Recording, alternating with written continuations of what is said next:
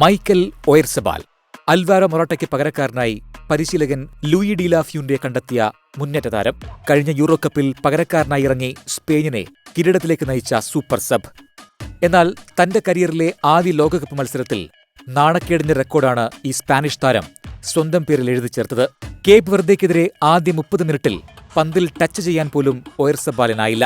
കുഞ്ഞന്മാരായ Cape വെർദെയുടെ defence കോട്ടയ്ക്ക് മുന്നിൽ പകച്ചുപോയ താരം മത്സരത്തിൽ ആകെ പൂർത്തിയാക്കിയത് 10 പാസുകൾ മാത്രമാണ്. 1966 ശേഷം ആദ്യമായാണ് ഒരു മുന്നേറ്റ താരം ഇത്രയധികം നിരാശപ്പെടുത്തുന്നത്. മത്സരം സമനിലയിലായതോടെ ഒയർസബാലിനെതിരെ വിമർശനവും കടുത്തു. എന്നാൽ സൗദിക്കെതിരായ മത്സരത്തിൽ താരത്തിന്റെ വമ്പൻ തിരിച്ചുവരവിനാണ് ഫുട്ബോൾ ലോകം സാക്ഷ്യം വഹിച്ചത്. നോക്കൌട്ടിലെത്താൻ ജയമനിവാര്യമായ മത്സരത്തിൽ സൗദിയെ സ്പാനിഷ് പട ഗോളിൽ മുക്കി. ഇരട്ട ഗോളുമായി ടീമിനെ മുന്നിൽ നിന്ന് നയിച്ചതും അതേ ഒയർസബാൽ തന്നെ. 10-ാം മിനിറ്റിൽ ലമീൻ യമാലിന്റെ ഗോളിന് വഴിയൊരുക്കിയായിരുന്നു തുടക്കം. 21-24 മിനിറ്റുകളിൽ 2 തവണ ഗോളടിക്കുകയും ചെയ്തു. ഇതോടെ 1966 ശേഷം ആദ്യ 25 മിനിറ്റിൽ 3 ഗോൾ പങ്കാളിത്തം സ്വന്തമാക്കിയ രണ്ടാമത്തെ താരമെന്ന നേട്ടവും ഒയർസബാൽ തന്റെ പേരിൽ കുറിച്ചു.